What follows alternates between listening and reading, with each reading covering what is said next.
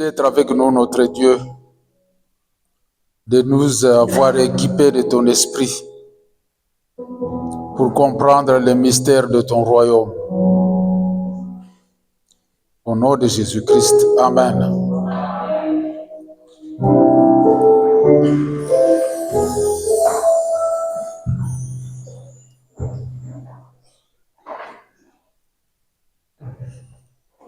Nous allons encore suivre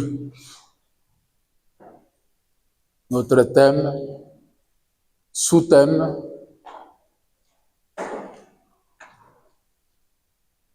en tant qu'ouvrier avec Dieu dans les royaumes. Nous allons parler d'un sujet intitulé l'abondance ou la pauvreté à notre choix.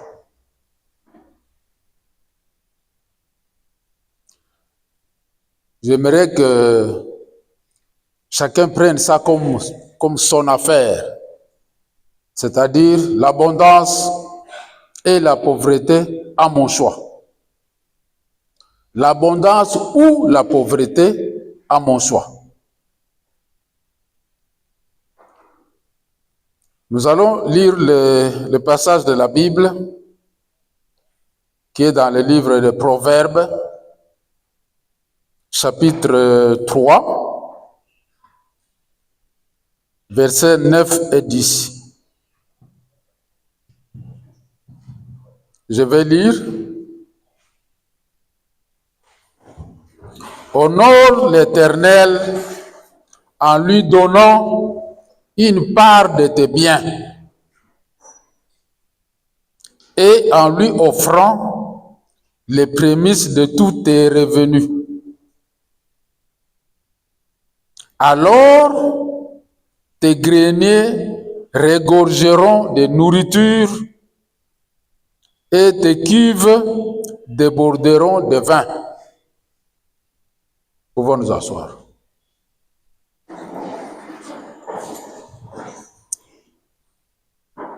Dans ce passage, Dieu ne nous donne pas une option ou un choix à faire. Il nous donne un ordre. Ça a l'impératif. Honore ton Dieu. Honore l'Éternel. C'est-à-dire qu'on nous oblige de le faire. C'est un ordre que nous recevons. Nous l'honorons avec nos biens.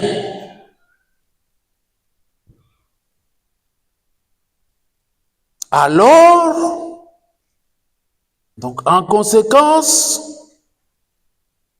nos greniers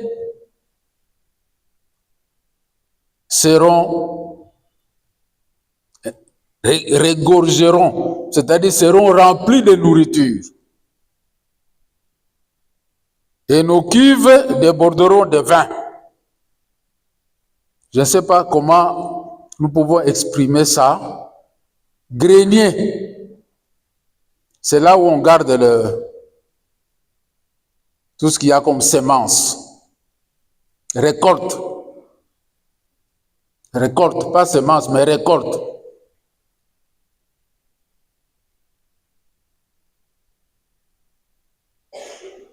Lorsque nous honorons notre Dieu avec nos biens, en conséquence, nous entrons dans l'abondance. Ici, c'est la notion de l'abondance.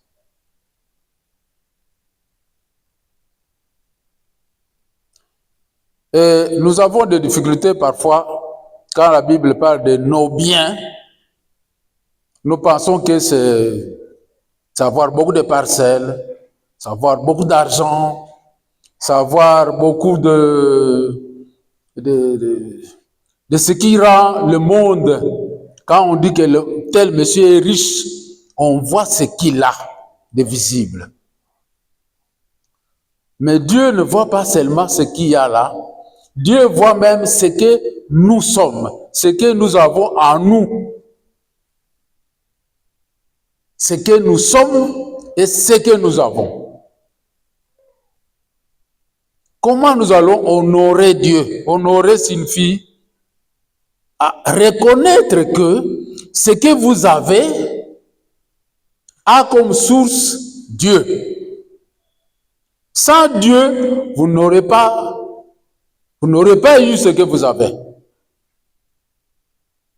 Même le souffle de vie que vous avez ce matin-là, c'est Dieu. Parce qu'il y en a qui, quand Dieu a décidé de s'arrêter, ça s'est arrêté ce matin. Et les gens pleurent. Mais nous sommes debout. Donc nous devons avoir une attitude de reconnaissance envers Dieu. Et lorsque nous devons donner à Dieu, qui nous a donné ce que nous avons, nous devons le faire avec joie. C'est ça, honorer Dieu. Quand je me mets debout pour chanter à l'honneur de Dieu, je le fais avec joie. Donc je suis content de donner à Dieu. Je suis content d'honorer Dieu par ma voix. Qu'est-ce que nous ne voyons pas dans ce monde ici? Les chrétiens, nous sommes devenus un peu superficiels. Nous sommes influencés par le monde. Quand nous disons, il y a quelque chose qu'il faut faire quelque part, vous devez faire.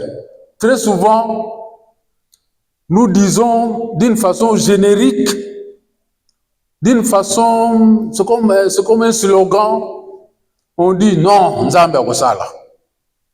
C'est tout le monde qui le dit, tout le monde. Nzambe akosala. Quand ça bouge, je dis non, Dieu est au contrôle. C'est bien. Mais quelque part, ce Dieu-là attend de nous quelque chose. Nous devons honorer Dieu avec nos biens. Et enfin, nous serons remplis. Enfin, nous dirons, ah, Nzambe asali. Mais quand nous n'avons pas honoré Dieu, qu'est-ce que vous attendez? Quel miracle que vous attendez? Parce que ce que nous faisons à ce moment-là, c'est contre la parole de Dieu. Et la parole ne s'appliquera pas dans ma vie quand je ne l'ai pas appliquée, quand je ne l'ai pas mise en pratique.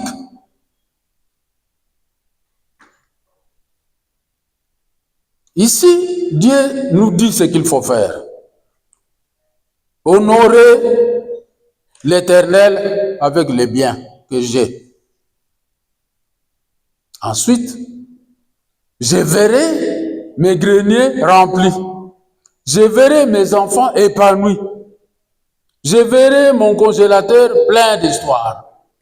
Je verrai mes affaires se développer. Je verrai ça. Mais là, on ne nous dit pas par quel mécanisme cela va arriver. C'est pour cela que nous allons dans l'Évangile pour voir les mesures d'application. Nous lisons Marc, le livre de Marc dans l'Évangile, les Évangiles, chapitre 4.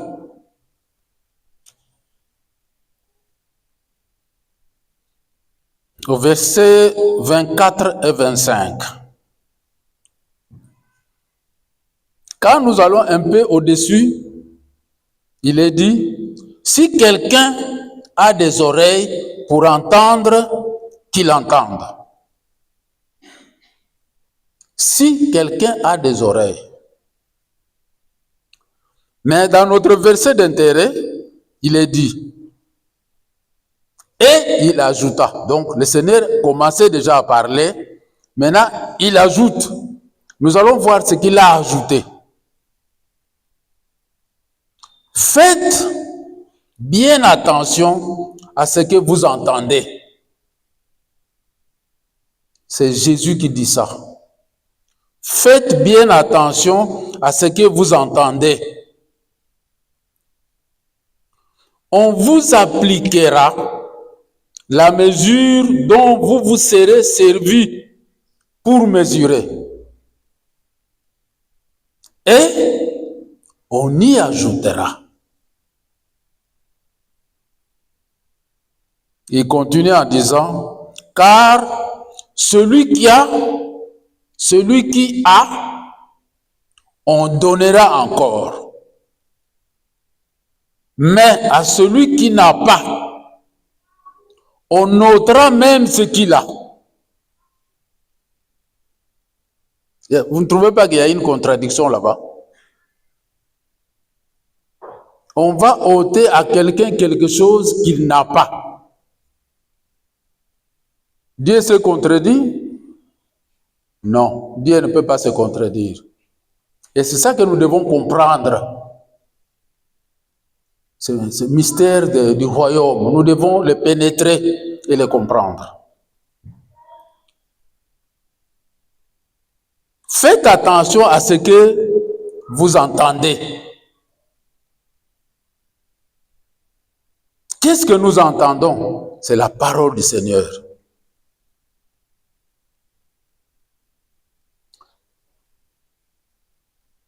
Qu'est-ce que nous entendons?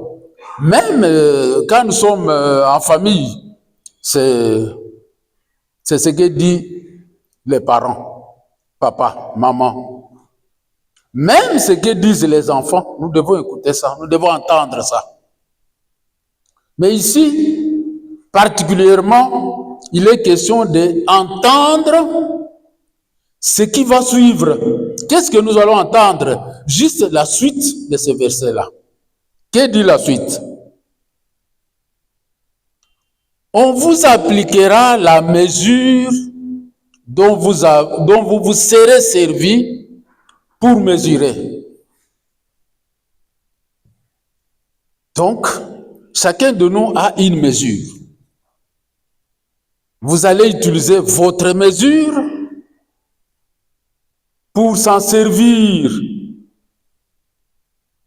Vous allez utiliser votre mesure pour honorer Dieu. Vous allez utiliser votre mesure pour servir cette assemblée ici, le peuple de Dieu. Vous allez utiliser votre mesure pour servir n'importe qui, même les gens que vous ne connaissez pas. Mais ici, l'accent est mis sur la mesure. Chacun de nous a une mesure ici. Nous sommes nés. Quand nous sommes nés, Dieu a mis en chacun de nous une capacité d'influencer son entourage, une capacité d'honorer Dieu par ce qu'il lui a donné.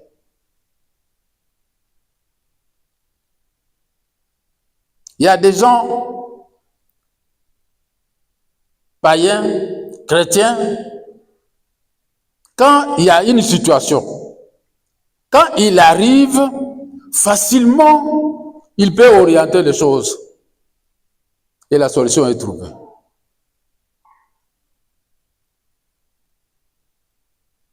Il y a des gens, mais tous ne sommes pas pareils.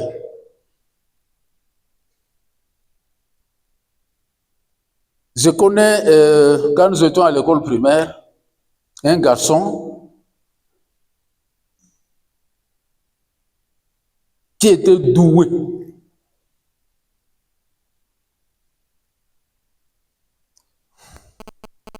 Il était orphelin de père. Il avait une mère infirme. Mais quand nous sommes en classe, on a commencé la première année ensemble.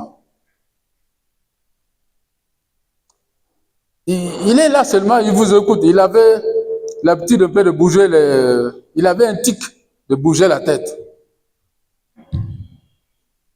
Il ne vous dit rien, il ne dérange pas en classe. Mais quand on interroge, il était toujours le premier. Le directeur a dit non, ça c'est pas un élève de première. Il a monté en deuxième. Il arrive en deuxième, pareil.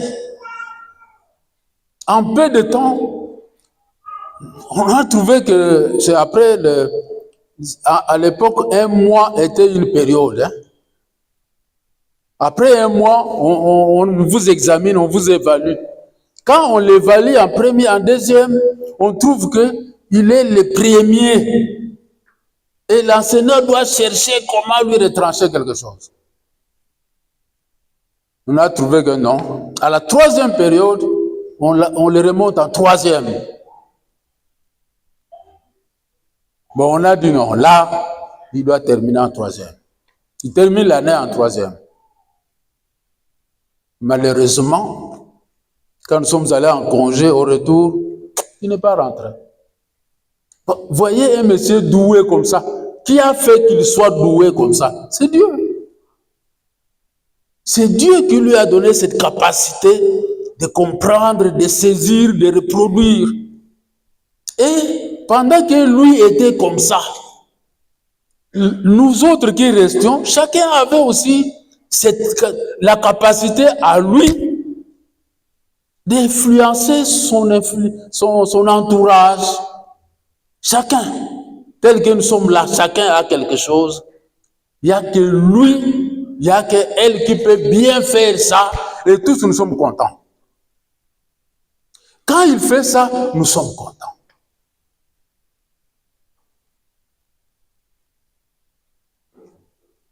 J'ai parlé de Bill Gates. Bill Gates, il a reçu, quand vous suivez son histoire, mais c'est un gars qui est parti de quelque part, sans influence, sans démonstration, sans grandeur.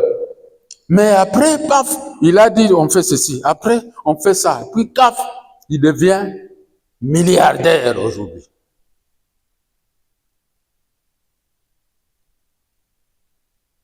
Mais, il a mis cette capacité au service du monde entier, mais aussi dans le mal parfois, parce que nous apprenons que le vaccin là parfois c'est pour non, ça vous rend stérile quand après bon, je ne m'y connais pas assez bien, mais nous apprenons que parfois par des vaccins il est dans de mauvaises choses, mais il le fait avec cette capacité que Dieu lui a donnée. Et en ce moment-là, lui, il n'honore pas Dieu avec ce qu'il a reçu. Il n'honore pas Dieu. Mais nous devons honorer Dieu. Vous avez cette capacité d'honorer, de bien faire, d'influencer.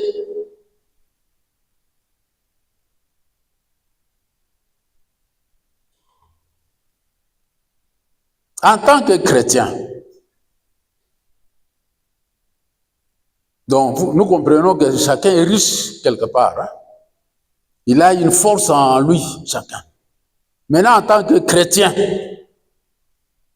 si vous avez donné votre vie au Seigneur Jésus,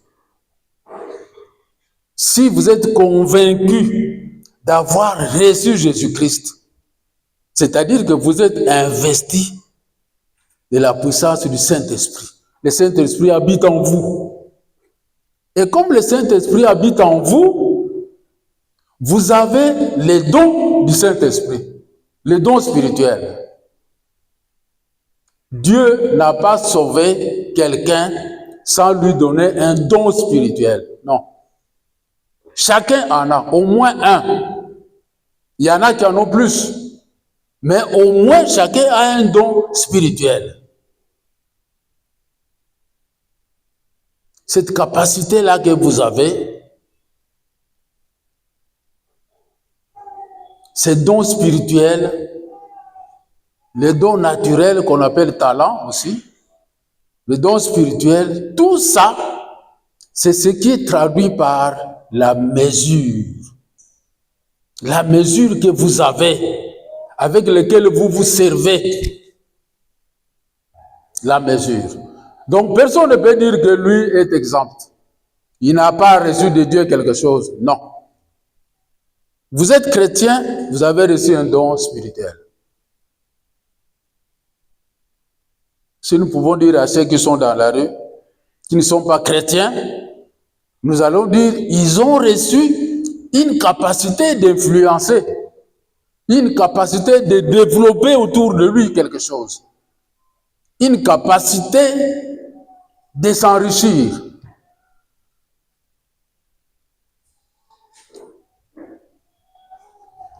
Il faut gagner dans la vie. C'est bien de gagner, mais c'est mieux de gagner à la manière de Dieu. C'est ça la véritable richesse. À quoi bon d'avoir des milliards de dollars et ces milliards-là causent de morts à gauche, à droite? À quoi bon? Mais ce que vous avez, quand vous honorez avec Dieu, quand vous vous servez de ça pour honorer Dieu, c'est à vous qu'il est dit, et on y ajoutera pour vous. On ajoutera pour vous. Parce que vous vous servez de ce que vous avez. Vous vous servez de dons spirituels que vous avez. Vous vous servez de dons naturels, les talents que vous avez pour honorer Dieu et pour les autres. Que ce soit les dons spirituels, que ce soit les dons naturels, Dieu vous l'a donné pour sa gloire et pour les autres. J'ai donné l'exemple de notre frère Gloire, il n'est pas là aujourd'hui. Je l'ai observé, j'étais assis quelque part là, pendant qu'on chantait, on louait le Seigneur. Lui, il le faisait de la manière suivante. Avec ses doigts, il jouait au synthétiseur. Avec sa bouche, en même temps, il chantait. Et avec son corps, il dansait. Il faisait les deux simultanément, au même moment. Je l'ai observé avec admiration. Je me suis dit, je suis incapable de faire ça. Et lui, il le fait à l'aise. Il le fait sans se tromper. Parce que moi, des fois quand on loue le Seigneur, je danse. Il suffit que, par exemple, je fixe l'attention sur quelqu'un qui est devant moi, je me perds. C'était comment? Je me perds. Mais lui, il ne se perd pas. Il joue, il chante et il danse. C'est un don pour lui. Il met ça au service. Moi, ça m'a édifié. C'est-à-dire, ce don-là, c'est pas pour que lui devienne géant, c'est pour que moi, je sois édifié. Je vous l'ai dit aujourd'hui, ça m'a édifié et je vous l'ai dit. C'est ça un don. Et chacun de nous en a. Chacun de nous en a. Il y en a quand il parle, facilement il convainc. Moi-même, j'étais quelque part. Je devrais parler, résoudre un problème. Mais j'ai parlé, mais j'étais convaincu que les gens ne m'avaient pas compris. Mais dans le groupe, il y avait quelqu'un. Il est sorti. Il dit, non, attendez, je vais vous expliquer ce que Faustin vient de vous dire. Il a parlé en peu de mots, et tout le monde a compris. Donc, il a ce don-là de parler clairement, de convaincre. Moi, je ne sais pas le faire. Donc, chacun de nous a un don qu'il faut mettre au service des autres. Vous devez vous en servir. Vous devez louer Dieu avec. Et quand vous ne vous en servez, quand vous vous en servez, selon la parole de Jésus, on ajoutera pour vous. C'est-à-dire, vous ferez encore plus. C'est ça le secret de la réussite. C'est ça le secret de la richesse, de l'abondance. Vous avez quelque chose, un don, utilisez-le pour la gloire de Dieu, utilisez-le pour édifier le peuple de Dieu. Dieu, il va vous ajouter encore.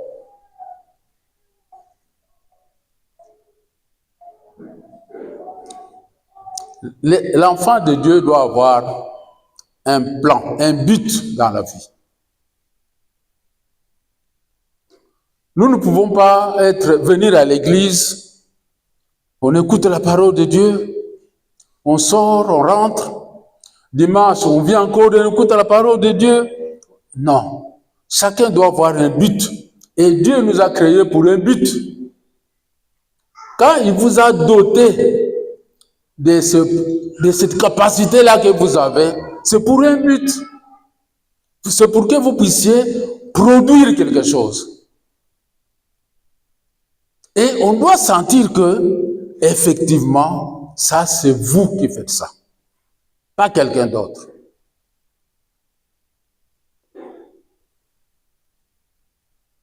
Il y a des gens parmi nos frères et sœurs qui sont là-bas.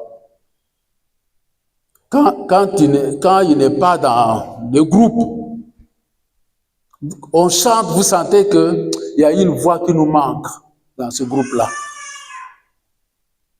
Il y a une voix qui manque. Cette voix-là, Dieu lui a donné ça pour l'édification du peuple de Dieu.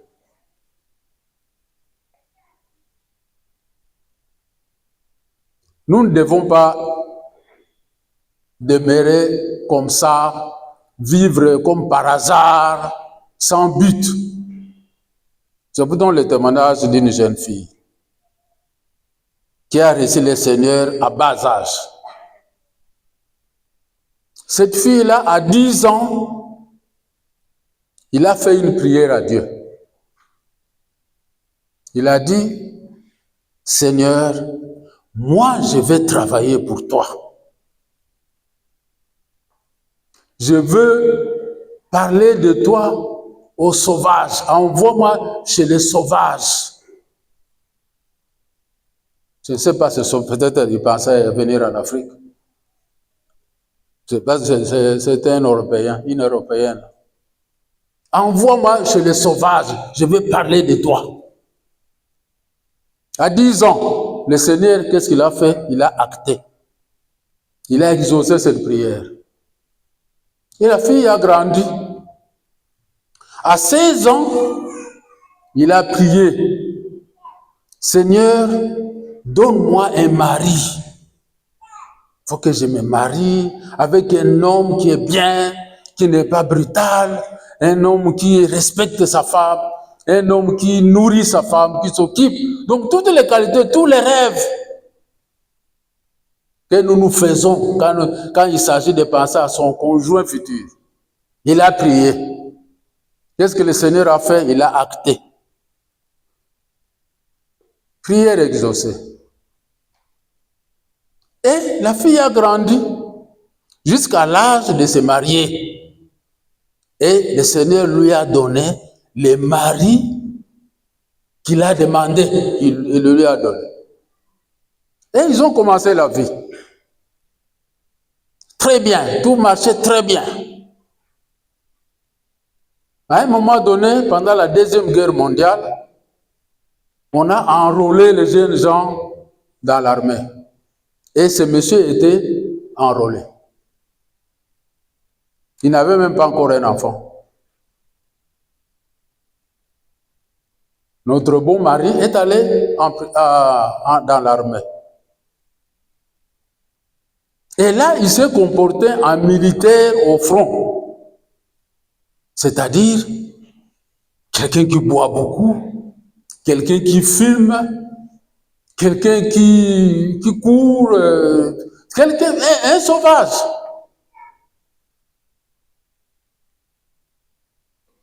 Et le Seigneur a atteint le niveau, le monsieur là a atteint le niveau de la sauvagerie qu'il fallait. Et le Seigneur a dit, paf, tu rentres maintenant. Il est rentré. Et il arrive à la maison, il retrouve sa femme. La femme l'a bien accueilli. Mais ce n'est pas le mari qu'il avait demandé à Dieu qu'il a reçu maintenant. C'est un gars qui boit de l'alcool comme on boit de l'eau. C'est un gars qui, quand il est ivre, il fait caca, il vomit dans la salle de bain, même au salon. C'est un caca qui... La fille dit, mais la femme dit, mais Seigneur, ce n'est pas le mari que moi je t'avais demandé. C'est pas celui-ci. C'est un sauvage qui est là devant moi.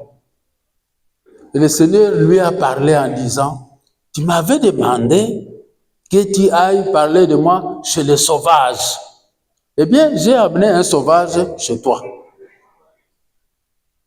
Occupe-toi de ces sauvages. Et quand il est arrivé à ce niveau-là, il s'est dit, oui, une fois j'avais prié comme ça. Désormais, il s'est occupé de ce monsieur-là. Il ne se plaignait plus. Même quand il faisait n'importe quoi, elle ne se plaignait plus. Elle enlevait le vomi et faisait tout. Il arrivait même à laver le monsieur. Et elle a tellement pris soin de lui que le monsieur, à la fin, est redevenu le mari qu'il avait demandé à Dieu. Ça, c'est Dieu. Qu'est-ce que nous tirons comme leçon dans ces témoignages-là? C'est une fille qui avait une vision, qui avait un but, qui ne priait pas Dieu comme ça. Non, moi, je veux un mari, alors un mari comme ça. Je veux être serviteur de Dieu. Oui, envoie-moi partout. Le Seigneur exauce. Mais nous sommes souvent distraits, sommes là, on vient, on écoute, on rentre. C'est comme si le Seigneur est là pour compter seulement les présences à l'église. Non. Nous devons être au service. Les dons qu'il nous a donnés, nous devons les mettre à son service. Nous devons l'honorer avec ces dons-là. C'est alors que, comme dit le passage de la Bible, on ajoutera pour vous. C'est ça qui est dit. La mesure que vous avez, c'est comme si ce n'est pas pour vous. Ce n'est pas pour vous. Mais quand vous l'exercez, quand vous mettez le don en pratique, quand vous travaillez, vous honorez Dieu, vous édifiez le peuple de Dieu avec cette capacité que Dieu a mis en vous, la conséquence, Dieu ajoute à cela pour vous, maintenant pour vous. Et on va voir quelqu'un qui se développe, il a fait ceci, mais il se retrouve encore avec plus.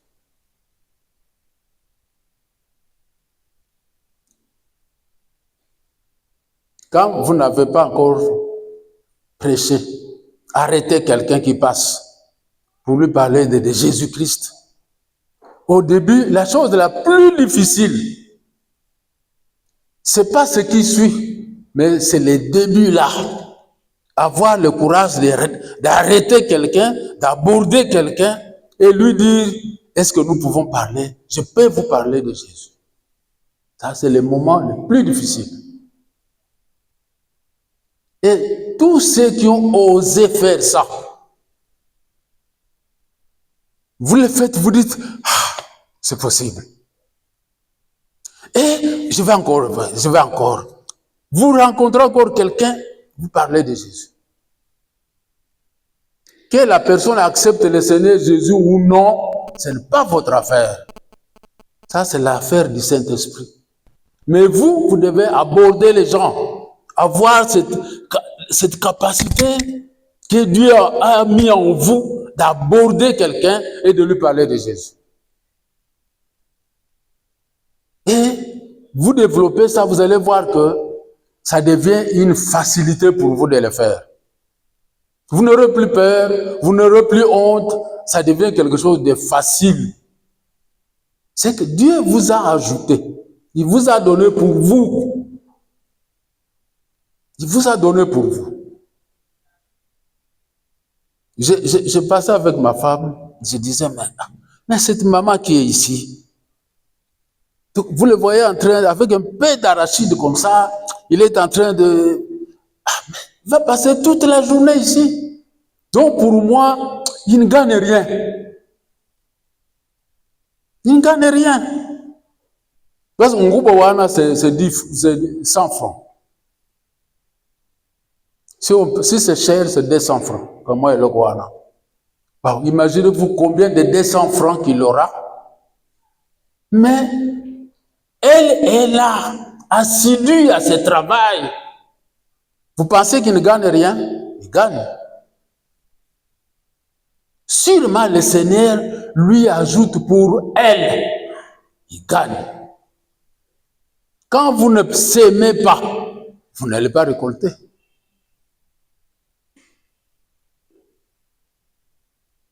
Donc, le Seigneur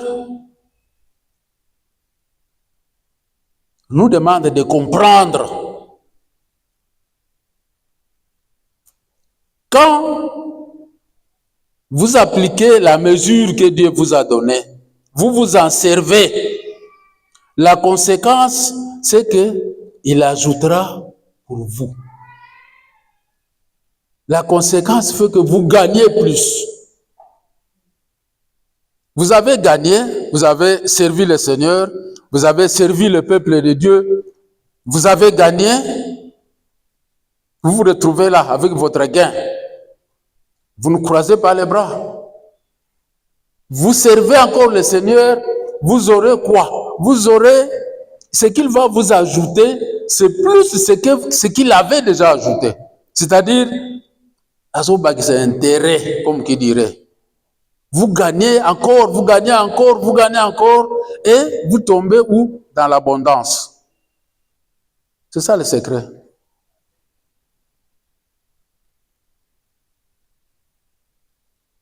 Il ne faut pas être là toute une année.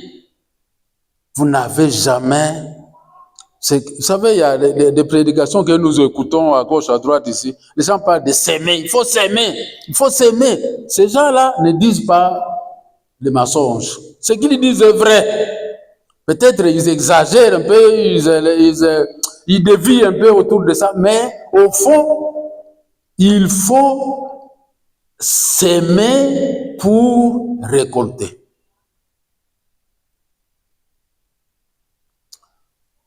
La personne qui a déjà gagné une âme au Seigneur, il en gagnera davantage.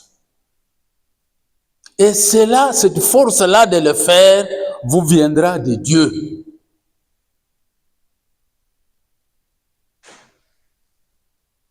Une église qui a construit un temple religieux, comme nous ici. Nous avons construit ça. On n'a pas reçu un fonds d'un organisme extérieur. Non. Nous l'avons fait avec nos moyens. Comme nous l'avons fait, nous aurons la facilité de le faire encore.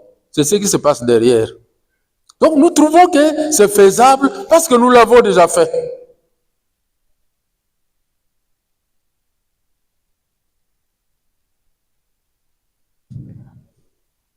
L'ancien Kiswang nous avait dit ici, une fois, lors d'un séminaire, qu'il était étudiant à l'UPenn et il est allé faire comment on appelle ça, les enseignants qui vont répéter avec les enfants à la maison de quelqu'un.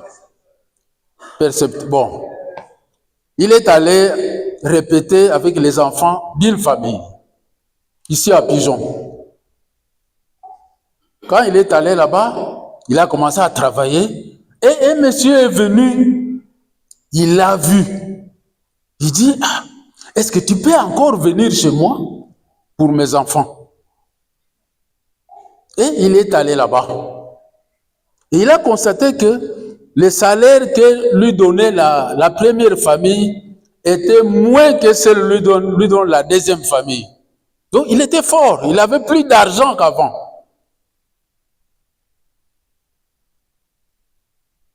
Celui qui a un emploi a la facilité de trouver un autre emploi. C'est ça, la règle c'est celle-là. C'est une loi. Quand vous n'avez pas commencé, vous n'aurez rien à plus.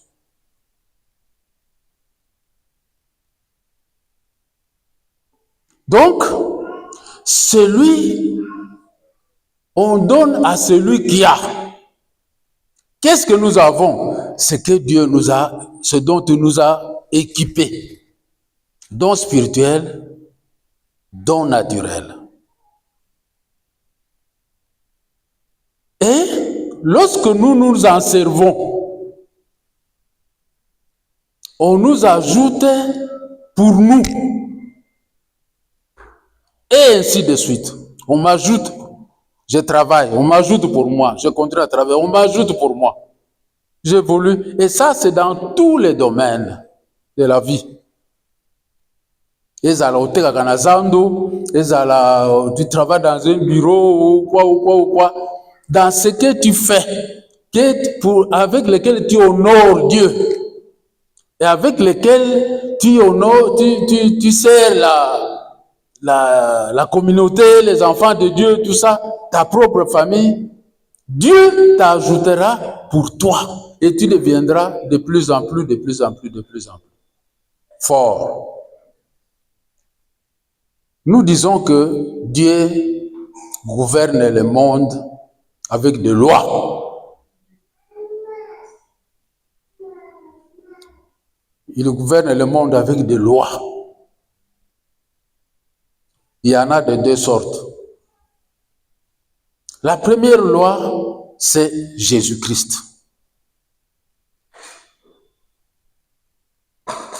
C'est quelque chose qui ne change jamais. Vous passez par Jésus-Christ, vous avez le salut, vous êtes sauvés. Vous avez la paix avec Dieu. Vous avez la vie éternelle. Ça sera toujours comme ça. Ça ne changera jamais. Dieu a établi ça comme ça. Et il y a la loi de l'abondance. Vous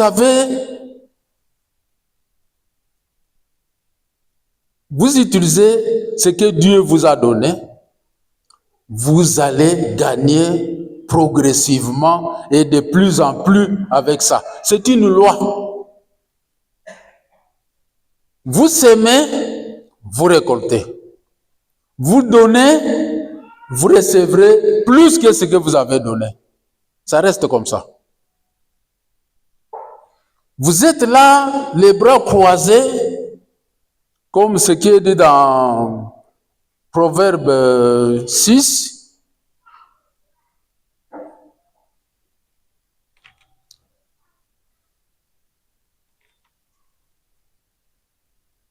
Proverbe 6, verset 10. Il est dit, je veux faire juste un petit somme, c'est-à-dire dis-tu, juste un peu de ma soupir, rien qu'un peu croiser les mains et rester couché un instant. Mais pendant ce temps, la pauvreté s'introduit chez toi comme un rôdeur. Vous avez des dons spirituels. Vous ne les utilisez pas. Quelle est la conséquence? Ces dons-là qu'on n'utilise pas, petit à petit, vous les perdez. Vous les perdez. C'est comme nous avons appris en biologie, un organe qu'on n'utilise pas s'atrophie. Quand Dieu ne viendra pas vous arracher, dit je viens vous arracher mon don que je vous avais donné. Non, le don sera avec vous. Mais comme vous ne l'utilisez pas, petit à petit, vous le perdez.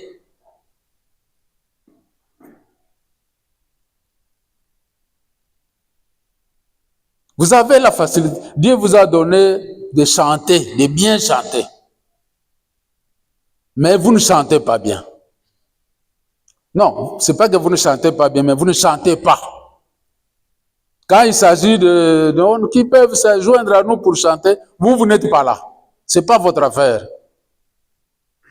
Petit à petit, ces dons que Dieu vous a donnés, vous allez petit à petit les perdre. Le jour qu'on vous mettra là, dire peut-être par force, dire chantez, venez chanter. Vous allez même avoir peur. Vous allez même mal chanter parce que vous avez perdu, on va dire, il a perdu le quoi? Oui. Alors que c'est un don que Dieu vous a donné. Mais vous êtes en train de le perdre parce que vous ne l'appliquez pas.